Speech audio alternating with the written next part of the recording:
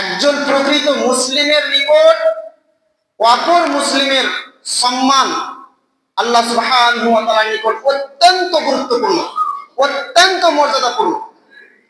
সেই সম্মানে, সেই মর্যাদায় কোন প্রকার আঘাত করা সম্পূর্ণরূপে হারাম। ইসলাম হারাম করে দিয়েছে যে একজন মানুষকে আল্লাহ সুবহানাহু ওয়া তাআলা সম্মান দান করেছেন আর তাকে আপনি অপমান করবেন, তার বদনাম করবেন, তার সম্মান নষ্ট করবেন, তার সম্মান মাটিতে মিশিয়ে দিবেন, এটা ইসলাম সম্পূর্ণরূপে হারাম করে দিয়েছে।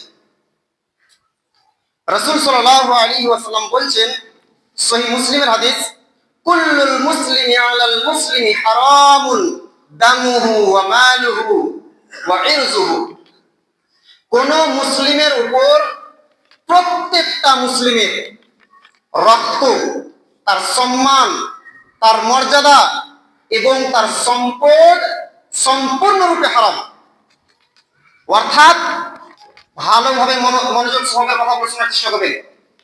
একজন মুসলিমকে হত্যা করা, মার্ডার করা, খুন করা যত বড় অপরাধ, এবং একজন মুসলিমের সম্পদ, টাকা পয়সা অন্যায়ভাবে দখল করা, অন্যায়ভাবে আত্মসাৎ করা, চুরি করা, ডাকাতি করা, ছিনতাই করা যত বড় অপরাধ, ঠিক অনুরূপ ভাবে একজন মুসলিমকে মিথ্যা অপবাদ দিয়ে তার মান সম্মান নষ্ট করা, তার সম্মান ডুবিয়ে দেওয়া তত বড় অপরাধ। আল্লাহু আকবার। কিভাবে আপনাকে বোঝাবো সম্মানিত ভাই আমার, যে একজন মুসলিমের সম্মান আল্লাহ সুবহানাহু ওয়া তাআলার নিকট কতটা মর্যাদাপূর্ণ, একজন মুসলিমের সম্মান আল্লাহ সুবহানাহু ওয়া তাআলার নিকট কতটা গুরুত্বপূর্ণ, কিভাবে আপনাকে বোঝাবো। সহিহ তিরমিজিতে একটি হাদিস এসেছে, ইবনে উমর রাদিয়াল্লাহু তাআলা আনহু কাবার দিকে তাকিয়ে একদিন বললেন, বাইতুল্লাহ, আল্লাহর ঘর কাবার দিকে তাকিয়ে বলছেন, মা আ'যামাকি ওয়া আ'যামা হুরমাতাক। হে কাবা, তুমি কত মহান, তোমার সম্মান কত মহান। হে কাবা, তুমি কত মহান, তোমার সম্মান কত মহান। ওয়াল মুমিনু আ'যাম হুরমাতান ইনদাল্লাহি মিন। কিন্তু জেনে রাখো, আল্লাহ সুবহানাহু ওয়া তাআলার নিকট একজন প্রকৃত মুমিনের সম্মান, একজন প্রকৃত ঈমানদার ব্যক্তির সম্মান তোমার চাইতেও বেশি। আল্লাহু আকবার। কিন্তু আজ দেখুন সম্মানিত ভাই আমার, আজ দেখুন দুঃখজনক বাস্তবতা হচ্ছে এই যে মুসলিমরাই মুসলিমের সম্মান পদদলিত করছে, মুসলিমরাই মুসলিমদের মান সম্মান ডুবিয়ে দিচ্ছে, মুসলিমরাই মুসলিমদের সম্মান মাটিতে মিশিয়ে দিচ্ছে, অন্যায়ভাবে অপবাদ দিচ্ছে, অন্যায়ভাবে সমালোচনা করছে, অনুমান করে কথা বলে তার বদনাম করছে, তার সম্মান নষ্ট করছে, না জেনে না বুঝে অনুমান করে কথা বলে তার সম্মান নষ্ট করে দিচ্ছে। অথচ আল্লাহ সুবহানাহু ওয়া তাআলা বলছেন, ইয়া আইয়ুহাল্লাযীনা আমানু, হে ঈমানদারগণ, হে বিশ্বাসীগণ, ইজতানিবু কাসীরাম মিনাজ জান, তোমরা বেশি বেশি ধারণা করা থেকে বেঁচে থাকো, বেশি বেশি অনুমান করে কথা বলা থেকে বেঁচে থাকো। কেন? ইন্না বা'যাজ জান্নি ইসম, কারণ কোন কোন ধারণা হচ্ছে গুনাহের কাজ, কোন কোন অনুমান হচ্ছে পাপের কাজ। সুতরাং তোমরা বেশি বেশি ধারণা করা থেকে বেঁচে থাকো। যার সম্পর্কে আপনি ধারণা করছেন, যার সম্পর্কে অনুমান করে আপনি কথা বলছেন, সেই কথা যদি আপনার সত্য হয় তাহলে ঠিক আছে, আর যদি মিথ্যা হয় তাহলে আপনি তাকে মিথ্যা অপবাদ দিলেন। সুতরাং সম্মানিত ভাইরা আমার, আপনাদের অনুরোধ করব, কারো ব্যাপারে অনুমান করে কখনো কোনো মন্তব্য করবেন না, কখনো কারো ব্যাপারে কোনো কথা বলবেন না অনুমান করে। আগে যাচাই করুন, তারপর কথা বলার চেষ্টা করবেন, মেপে কথা বলবেন, বিনা তাহকিক ছাড়া, বিনা যাচাই ছাড়া কারো সম্পর্কে কোনো কথা বলবেন না।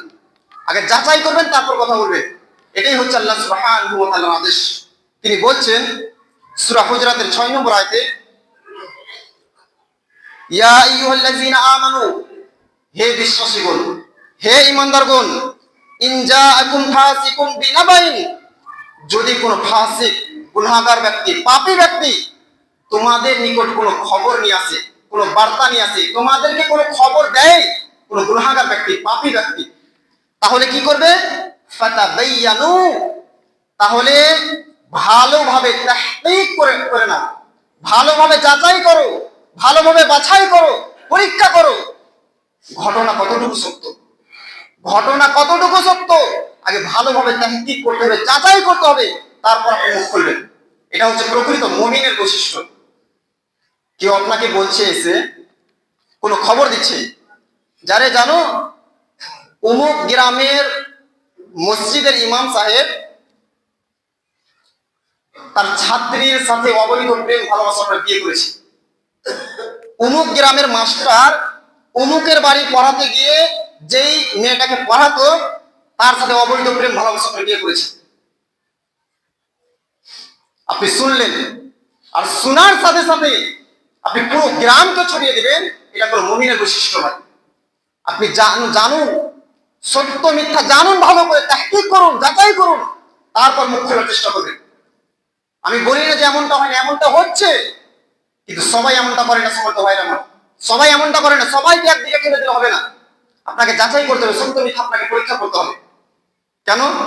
আল্লাহ সুবহানাহু ওয়া তাআলা বলছেন, আনতুসিবু কওমান বিজাহালাতিন, যাতে অজ্ঞতাবশত, মূর্খতার কারণে, জিহালাতের কারণে, অজ্ঞতাবশত তোমরা কোন সম্প্রদায়কে আঘাত না করো, কোন সম্প্রদায়ের ক্ষতি করে না বসো। এই জন্য কি করতে হবে? ভালোভাবে যাচাই করতে হবে, যাচাই করতে হবে। যাচাই করলেন না, পুরো খবর পুরো গ্রামকে আপনি জানিয়ে দিলেন, তাহলে তার বদনাম হলো না? হলো না? সে তো বদনাম হয়ে গেল।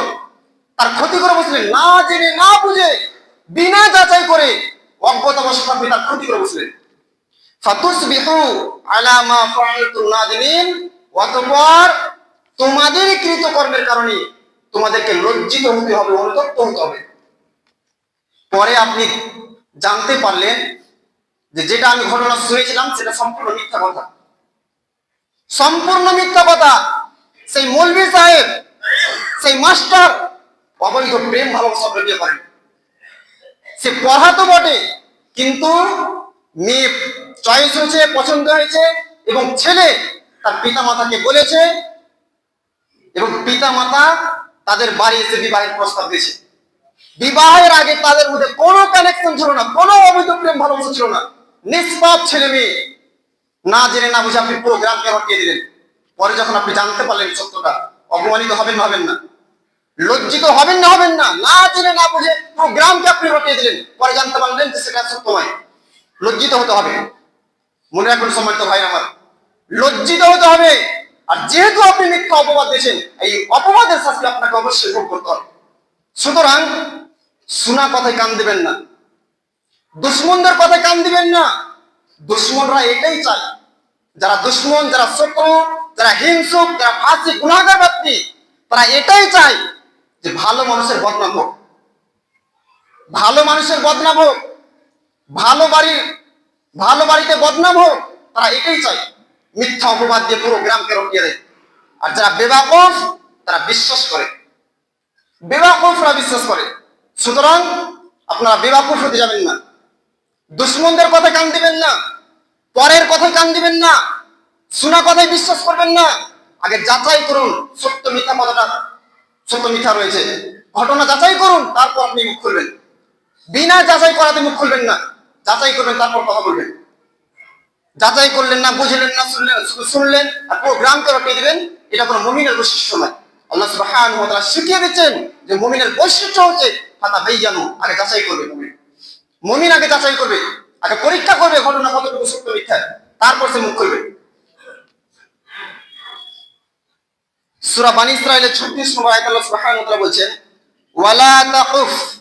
ওয়ালা তাকফু মা লাইসা লাকা বিহি ইলম, যেই বিষয়ে তোমার কোনো জ্ঞান নেই, যেই বিষয়ে তোমার কোনো ইলম নেই, সেই বিষয়ের পিছনে তুমি পড়ো না। যা তুমি জানো না তার পিছনে পড়ো না, সেদিকে তুমি যেও না। অনুমান করে কথা বলো না, আন্দাজে কথা বলো না।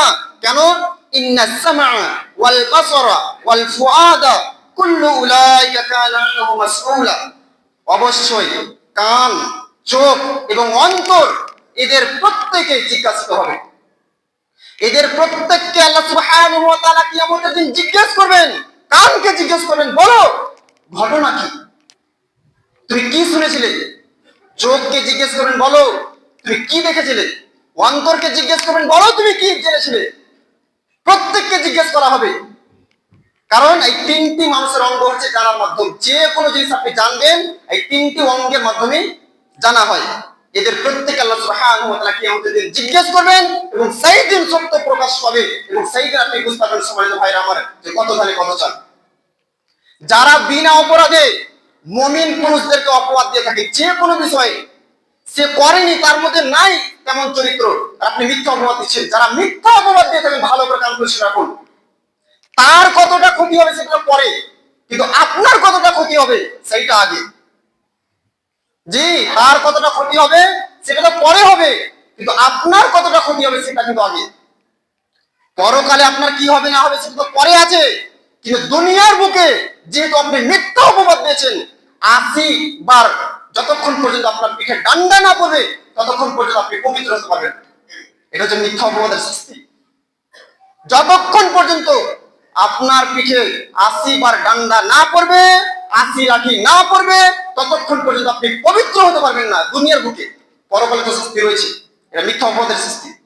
যেহেতু আপনি একজন মুমিনের শরীরে আঘাত দিচ্ছেন, তার সম্মান নষ্ট করছেন, মিথ্যা অপবাদ দিচ্ছেন, সে জেনা করেছে, সে ব্যভিচার করেছে, সে অবৈধ প্রেম ভালোবাসা বিয়ে করেছে, খবরদার না জেনে না বুঝে কথা বলবেন না।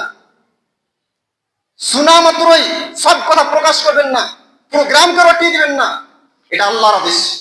আল্লাহ তাআলা আমাদের বুঝার তৌফিক দান করুক বলি আল্লাহুম্মা আমিন।